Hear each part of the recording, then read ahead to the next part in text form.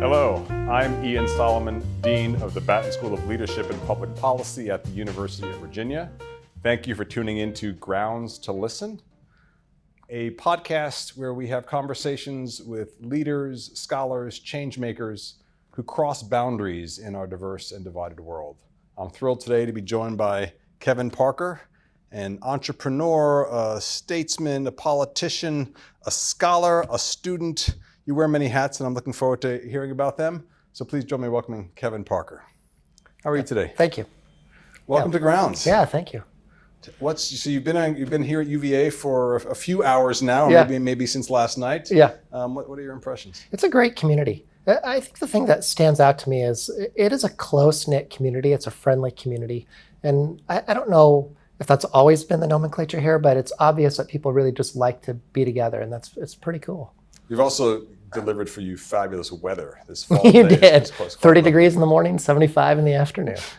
It even seems nicer than that, though. The leaves are golden and then autumn is in full swing. Yeah. Really appreciate you coming here. Yeah. But you're here on a very solemn day here at Grounds. It's the anniversary of the murder of 3 students, November 13th last year, which we're commemorating today. And really appreciate you being on a panel talking about healing from gun tragedies, from gun violence. You yourself were a survivor of the Columbine shooting from 1999, is that correct? Correct. Tell us about that day, if you would. A lot of chaos that day.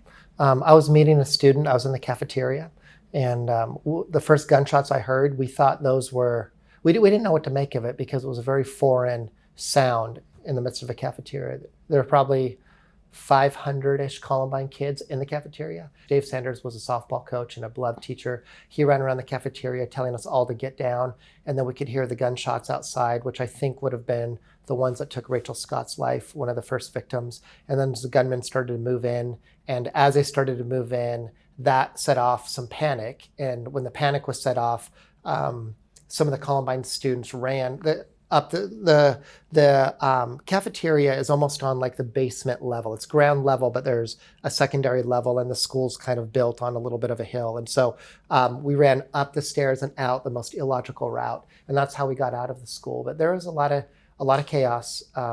They set up camp at Leawood Elementary, which was roughly probably half a mile from Columbine.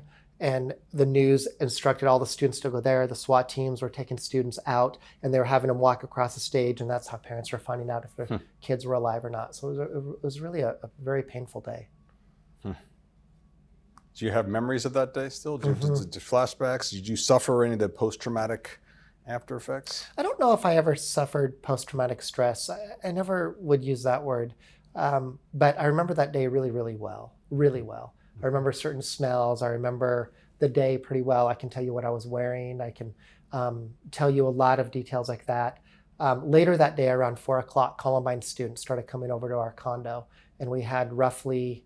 Because you were not a student there. I was you were there 25 years old. I was working for a nonprofit youth services organization. And so but I had a lot of relationships with Columbine students, and they started coming into our home at about 4 o'clock that day. And pretty much for the next 18 months, we had Columbine students at our place, ranging from 15 kids to about 100 kids. Wow. Yeah. And they were there just for a safe place to go, there for a community? What drew them to your... I think both. I think what we noticed is they moved in herds, and Columbine students seemed to, the first few days, if I recall correctly, moved in herds of where they were when the shooting happened. So the students that survived the library tended to stick together a little bit, and they knew the tragedy from that angle. Kids that were in the cafeteria, they stuck together. Students that were off campus stuck together, and they had a different dynamic because they might have gone out to a McDonald's or Burger King or Subway that day and felt like they should have been there for their friends. And so there's a lot of different levels of grief that happened, but they liked to be together. But in our condo, they also siphoned off in different corners depending where they were in the school. Now that was 24 years ago. 24 years ago. Have you kept in touch with any of those students? Yeah, I talked with one of them this morning, as a matter of fact. We get together with a group of about 4 or 5 of them every other year for family vacations and all that. So we are very close.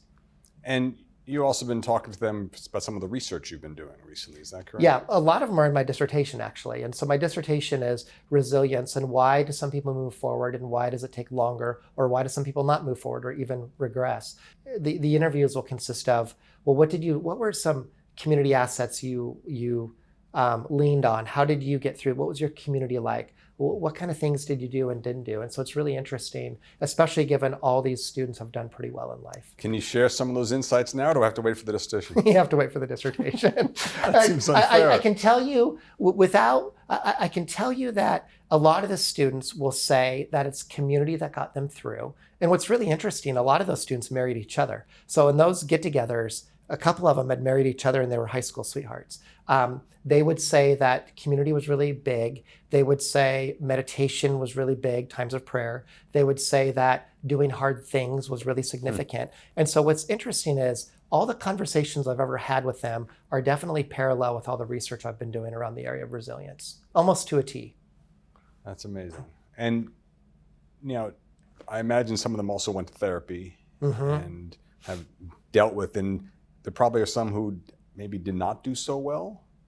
Yes, the ones that went to therapy and the ones that were willing, from what I remember, the ones that were willing to tackle the experience head on and process it and talk about it and go to therapy, they've done pretty well. The ones that really were a little either insouciant or a little bit guarded on whether they were going to go to therapy or did not, there's a difference. And there are some Columbine kids that still struggle with the tragedy, and they're stuck in 1999 in some regard in terms of their mental complexity of what does it mean to move on, and what do they read. There's still some students that read about Columbine most every day, and they're reliving the tragedy. And what a lot of research shows is that when we go to the past, there's a tension of going to the past, but not going to the past too much. And so what some of the research is showing is when we linger in the past and live in the past, it's almost like a car in the mud where the tires are spinning and developing deeper and deeper tracks. Well, pretty soon those tracks become pretty hard to get out. So let's talk about your path from that day forward. As I mentioned in the intro, you've done a lot of things. So maybe let's talk about what you've done in business, and then we can talk about what you've done in politics. Sure. So you now own many Dutch Brother coffee shops in Washington? Yeah. How did that come to be? Well, it was all an invitation. It was not on my radar screen. My wife and I were living in Bend, Oregon, and I was in the financial services business. And I got an offer from my former business partner who said, hey, would you partner with me and do these shops in Spokane? And they knew that I'd gone to college in Spokane. And that's kind of how all that came about. I said no the first 2 times. Coffee did not interest me, but what did was all the people and the complexity of the business. That was very exciting to me back then. Then I did develop a love and a passion for coffee, and definitely a good bean is something I really appreciate. I also really appreciate working with people that are between the ages of 18 and really about 42 or 45 years old. And we do a lot of leadership development.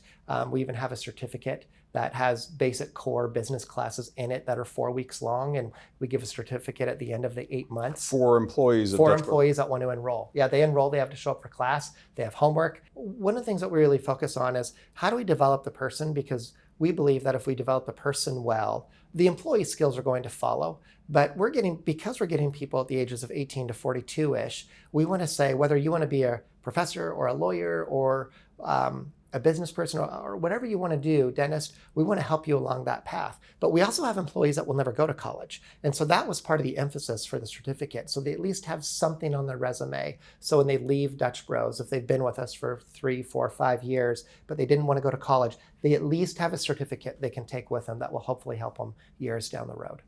That's great. Did the business, how did that relate to your time in politics? That's a lot more fun. How old were you when you first ran for office? 35, maybe 34. Okay. That's pretty young. What motivated that run? A lot. Columbine was a big initiator of that, for one. I think Columbine was the thing that took this from a really casual thought to maybe say, what would it like to pursue this? I flew to Oregon. I met with an individual named Mark Hatfield, who served in the state Senate. You may know that name. Mark was known for reaching across the aisle. His best friend was Ted Kennedy. They had a really good relationship. Mark was known as kind of a rebel politician. A rebel Republican, being willing to work with Democrats? And I always really liked Mark a lot. I liked I like his conviction. I liked what he did.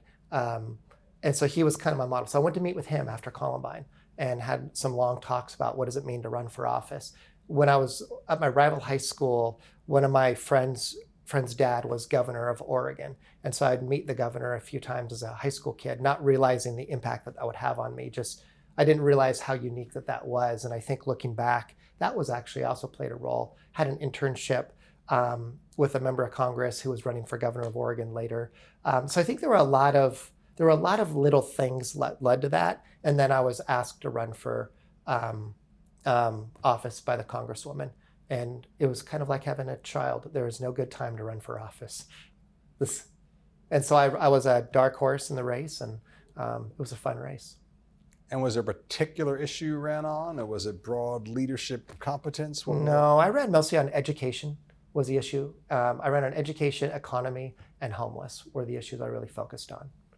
And you were a Republican, and so who was in the field among the Republicans that year? There was a former representative who was very competent, very smart, very, very capable individual who had lost the election before. There was a doctor in the race who had jumped in. So those two were initially in the race. And then there was me. I was a very nondescript candidate. And we decided, one of the things I learned from being around a couple politicians was you go to the door. And so I thought, I can't really win it anywhere in this race except at the door. And so what does that mean, go to the door? Doorbelling. And so I doorbelled about 24,000 homes personally. The whole campaign did much more than that. Probably How big is the district? It was about 120,000 back then. Okay. So it was a real people focus. We fundraised hard. We tried to do well in our debates, but we really had a emphasis on getting to know the community. And you personally went door to door to make the case for yourself? Yeah, 3 to 6 hours a day, every day. What was that experience like? You know, the funny thing about politics is when we talk about public policy is to public policy, as you know well, better than I do, there's a relational component, there's a policy component, and there's a human component. And I think one of the things that I took away from politics that no one prepared me for was the human interactions and the level of pain that I would see.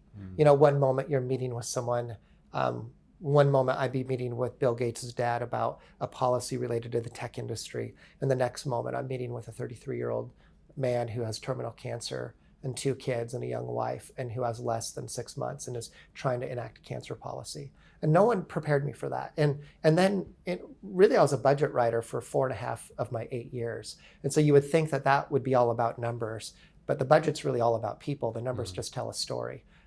But I didn't realize that. There were a lot of fun relationships that developed on both sides of the aisle. I really loved that aspect of the camaraderie, the community, the inter-party, the outer-party relationships were really a highlight. How did Columbine figure into either your positions, or did guns, were they a big part of the campaign, either for or against you? How did yeah, they really weren't, because I look at like a school shooting and say, there are some problems that public policy can't fix. There are some problems that public policy can accelerate and get us closer, but there are some issues that are bigger. So I do think there are needed policy fixes.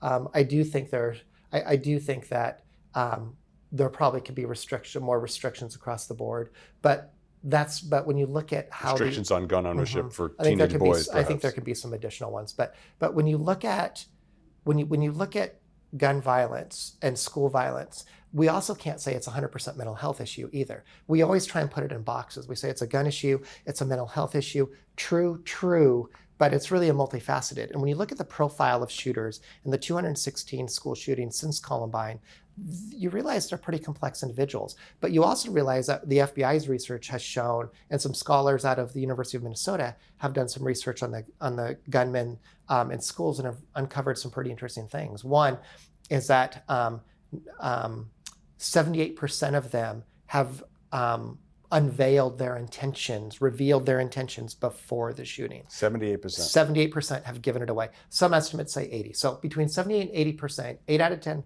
gunmen have demonstrated and revealed their intention through chat rooms, through text messages to friends, things of that nature. Secondly, 80% have also been suicidal at one point or another. So there are some common threads that we're starting to get now. When you have 216 cases, that's a big sampling, as you would know. But what that tells me is, and what research says, is that students tend to know about this before we do. And so one of the questions is, yes, there are policy fixes across the board we need to be looking at, and we should be making those. But there's also, how do we create an environment and perhaps a helpline that students can call in and have somewhere to go with this information? Because as of right now, when students get it, they don't know where to go. They might go to a mom or dad, but one of the dynamics is if you're 15 or 16 or 17 years old and you get this kind of information, that's a lot of information to get at that age. And then to process that appropriately and deliver it to the appropriate person, we're asking an awful lot for a teenager who just got information they've never been taught how to handle. So, go ahead. No, and you had an idea, I think, for an anonymous reporting or some sort of reporting system to make it easier for that student to report. Yeah. Tell me about that. It was the former principal of Columbine, Frank DeAngelis, had worked on this legislation in the state of Colorado. And I think 7 to 9 states, last I heard, have adopted it, probably a lot more now. And it's a separate helpline because what we've learned is high school students and junior high students will not call 911. And the reason they don't call 911 is because they know that it's traced. And they also know it's recorded. And that makes them very, very scared, especially if they're revealing a threat. They're worried that they're next. And so this would set up another line that would actually go into 911 headquarters, but it's not traceable by any sense. It's not recorded. It is a completely anonymous line. And I know Frank out of Colorado has said that's diverted several other school shootings, just the anonymous tip. So there's things like that we can be doing, but even that doesn't solve it. That begins to move the conversation deeper and deeper. But these are issues that these are issues that don't have to exist. That's the most painful thing about these shootings. So there's not a silver bullet policy solution. I don't think there's a panacea. But we can make progress. We can reduce the likelihood, hopefully reduce the severity, speed up the interventions or whatever it might be, right? So are you hopeful that we can see a reduction in school shootings and in such tragic gun violence? I am, if society is willing to move, absolutely, because the gunmen give clues to what they're doing. And we haven't really ever educated the masses on what those clues are. I think parents should be educated, kids should be educated, and schools, it would probably be wise if schools took on this education, and for teachers as well. Here are things to look for. We know the gunmen tend to isolate. We know that they have experienced trauma. We know they've been suicidal at one point. We know they reveal things in chat rooms. And there's more than that, but those are 3 really, really big things. We also know they look for fame. I've really appreciated, among all journalists in particular, I've really appreciated Anderson Cooper. He's the one who took the lead nationally and started saying, we're not going to list gunmen's name on TV anymore. And local stations still do that. But a lot of the major networks have moved away from that. And I think his leadership was extraordinary in that realm, because they are trying to send a message to society. And we willfully carry that message every single time. And so that's another spigot we could turn off. It's more, if you think about, how do we look at all the levers that are pertaining to school violence, and how do we start shutting down every lever as we learn about it? Now, gun violence is one of those partisan issues, highly polarized issues here, I think, although maybe not quite as polarized as the lack of progress might indicate in terms of legislation or even adopting some of these fixes you talked about. Were you able to find partnership with Democrats on this issue? Very much so. Any strategies for working across the aisle that were meaningful to you?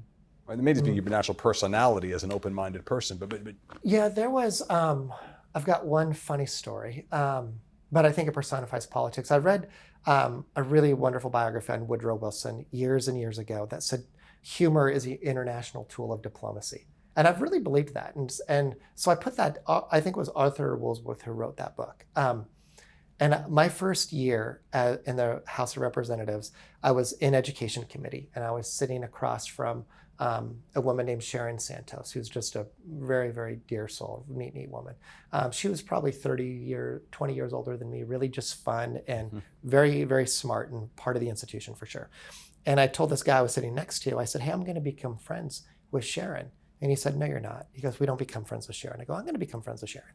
And so I wrote Sharon. So I took a very sophisticated approach that you would only learn at a highly regarded back east school.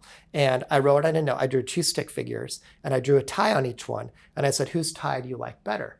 Mine or Dan's? And mine, I put a scale of 1 to 10. Dan's, I put a scale of 1 to 5. And then I passed it around, right? And then she looked at it and she didn't really smile, but she gave me a smirk. Then she passed it back. I'm like, oh, okay. So, and then she wrote, I like both ties. I like both ties the same.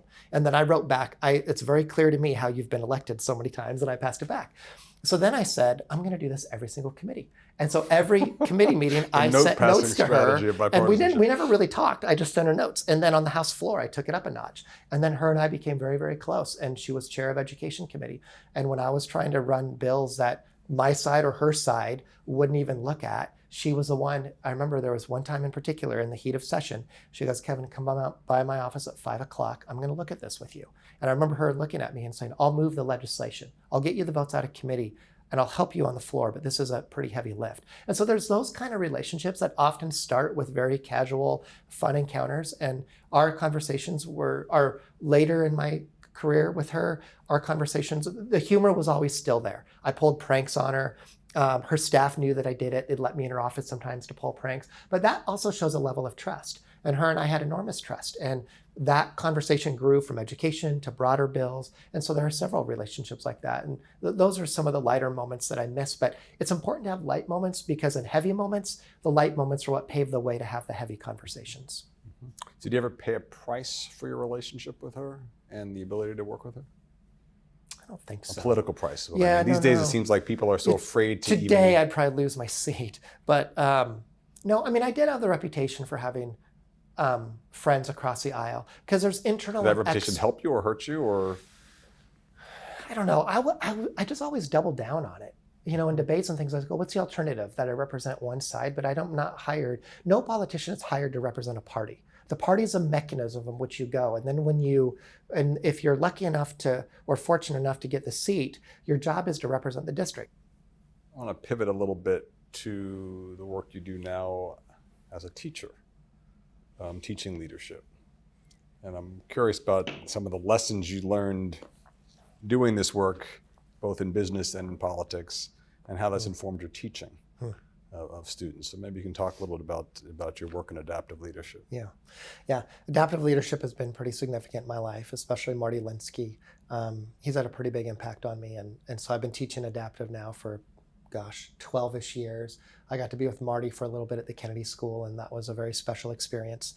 And then now at Rodel with you. And I think the thing that I like about adaptive. Let me just explain the Rodel Leadership Institute. Rodel Leadership Institute. 12 Republicans, 12 Democrats, those who have a willingness to work to achieve things, brings them together for leadership development programs and relationship building.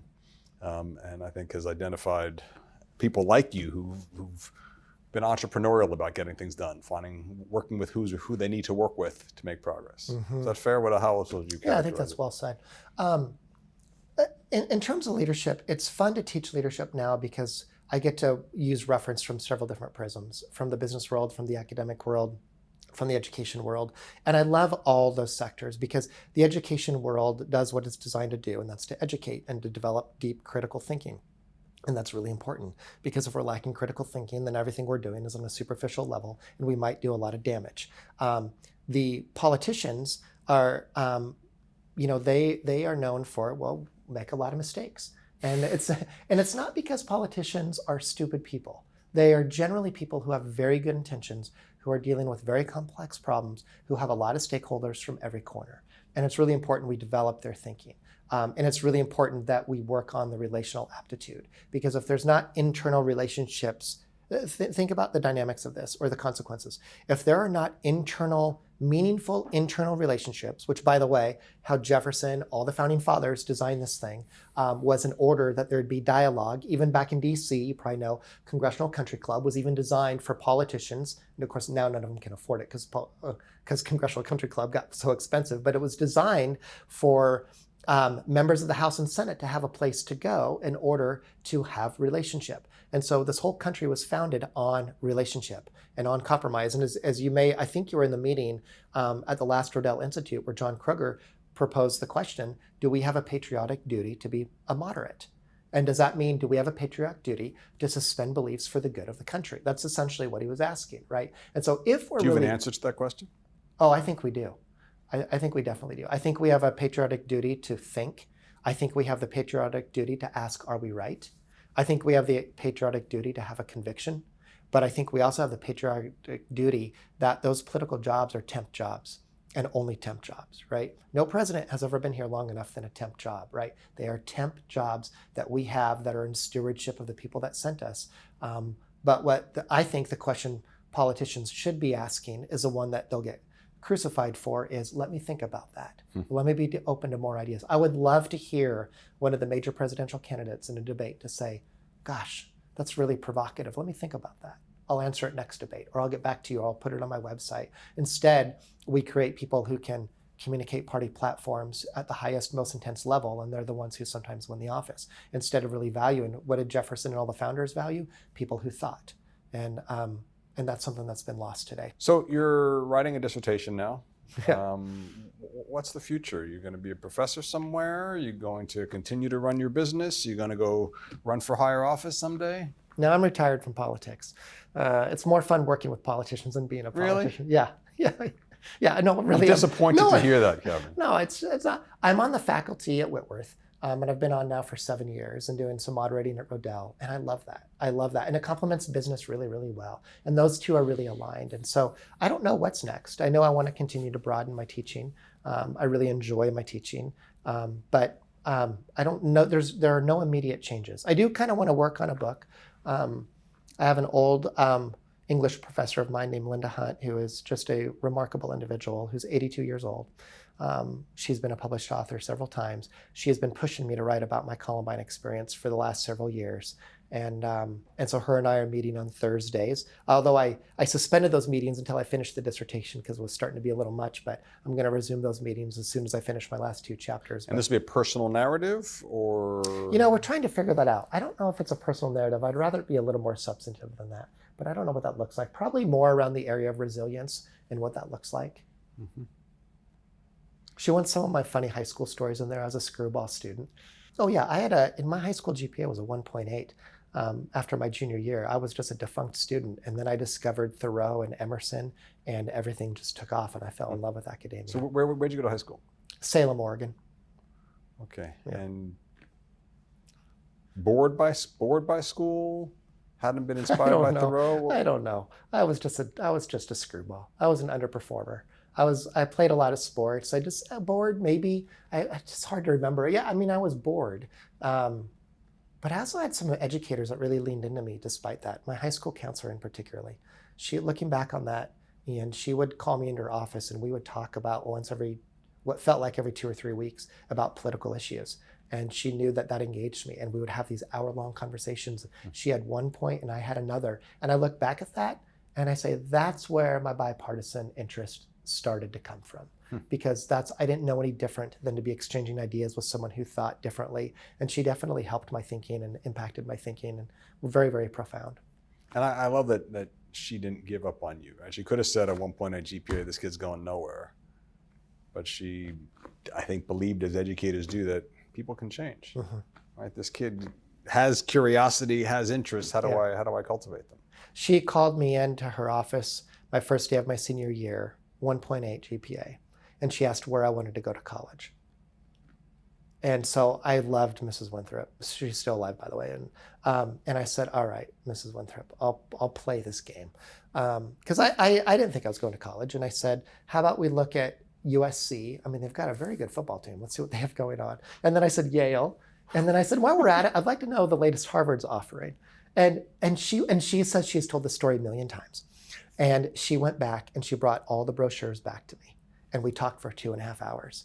And she walked through every school as if I had a 4.2 GPA. And she had said, Kevin, you could actually go to one of these schools. You're not going next year, but you actually can go to one of these schools. It's a windy path, and you've made this a much longer and windier path. But she goes, but what would it look like if you actually chose to walk it? I wonder what it would look like. And that statement was what I needed to hear. And my grades shot up to all A's, and I realized I actually enjoyed school, and I started reading funny things like Walden and Emerson. And I was like this little 17-year-old that was like just playing sports all the time that all of a sudden loved some of the classics. I read Covey's book, 7 Habits, and all of a sudden it just started to make sense. And I didn't just try to pass classes. I tried to get the highest grades. I wasn't just trying to get A's. I then tried to get the highest A in every, and my competitiveness shifted from sports to academia, and I've loved academia ever since. So what happened next? What was your college journey? I got in on academic probation to my undergrad. And if I didn't get it, I think it was a 3.5 I had to get, maybe 3 or 3.5, I'd get kicked out. And so I had 1 semester to make it work. But I loved it. I'm like, the pressure's on, I'll do this. And I studied like crazy, and I still loved academia, and I did well, and I exceeded that. And then I just loved academia. What are you most proud of from your time serving? Work with the homeless. I used to do a town hall with the homeless population and not allow the media to come in. And I would do a town hall just for them. And because I did town halls for everyone else, and I did it my very first session. And I said, wait, these guys deserve a town hall too. And so I called the homeless shelter. I said, would they ever want a town hall from a representative? And they're like, wow, yeah, okay, yeah, we'll do that. And they all showed up. A bunch of them showed up. In fact, like 100 showed up. And then I just did it every year. When I was working with the homeless, I would ask them, like, what's standing in the way of, what do you want? And everyone's, oh, Kevin, they're going to ask for money. And no. They ask for opportunity, and they ask for dignity, and the homeless population asks for relationship. That's what they want, and we've deprived them of all of that. And one individual said he does interviews, he does well in the interviews, he gets clothes and he looks sharp and he goes in, but he still doesn't get the job. Or when he gets the job, they have to call him and say, hey, you can't have the job.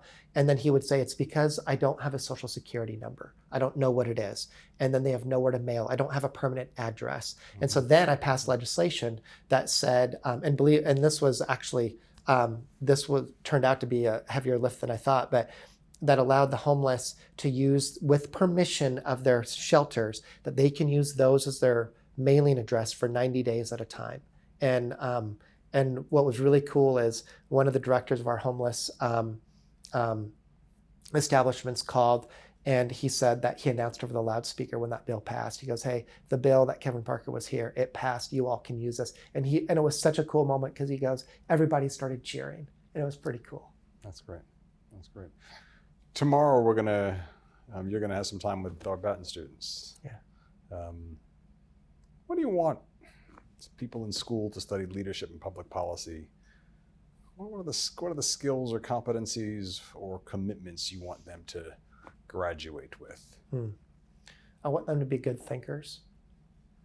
I want them to push themselves to be beyond what's best for themselves, but I'd like them to have a little more broader communal aspect. I'd like them to challenge their assumptions. I'd like them to think through those and realize that they operate from assumptions and how those can interfere pretty largely. I want them to have someone they look to. I want them to stretch themselves. And I want them to be focused on, what does it mean to, I would say, this is what I would tell my students. I would say, if you're doing all of this, and if you're taking leadership courses just to better yourself, then I'd rather you not take these courses. But if you're doing these to improve society and improve your neighborhoods, then you're the perfect candidate for these kinds of courses. I'd like them to have a broad perspective.